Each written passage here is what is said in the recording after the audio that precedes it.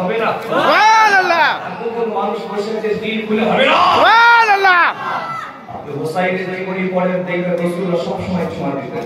জি, কপালে চুমা দিতেন, গালে চুমা দিতেন, ঠোঁটে চুমা দিতেন, দাড়িতে চুমা দিতেন, গলায় চুমা দিতেন আর বলতেন আল হুসাইনু ইন্নী ওয়া আনা হুসাইন ওয়া আনা মিনাল হুসাইন।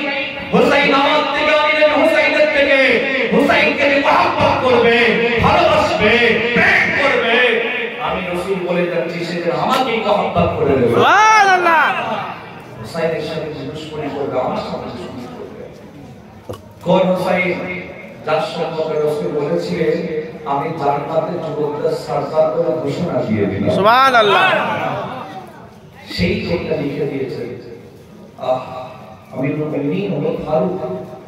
ছেলে জিভে চুলকে টপটপ করে পানি পড়া চাপ আচ্ছা না না না, আর কোন কথা আব্বাকে বলা যাবে না, আর কোন কথা আমার আব্বাকে দিয়ে লিখে দেওয়া যাবে না। কেন না? আমার আব্বা তো এমন একটা কথা বলে দিয়েছে, বাবা ছেলে আমি যখন মারা যাব, আমার মরণের পরে, আমার ইন্তেকালের পরে, আমার মৃত্যুর পরে এই লেখাটা তুমি আমার কবরে দিয়ে দেবে। আমি আমার আল্লাহকে এই লেখাটা দেখিয়ে দিয়ে বলবো, ও আল্লাহ আমি যে আপনার নবীর গোলাম, এর সার্টিফিকেট নিয়ে আমি নিজে আজ আমি কিয়ামতের ময়দানে দাঁড়িয়ে রইলাম সুবহানাল্লাহ।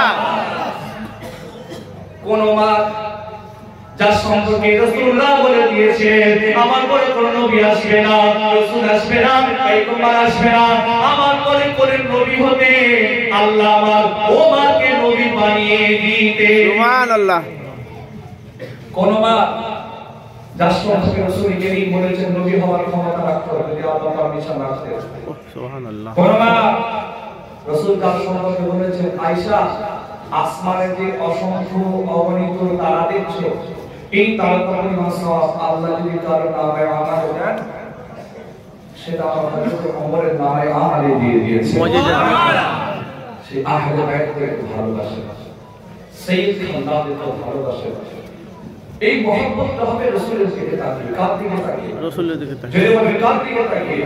নবীর দিকে তাকিয়ে।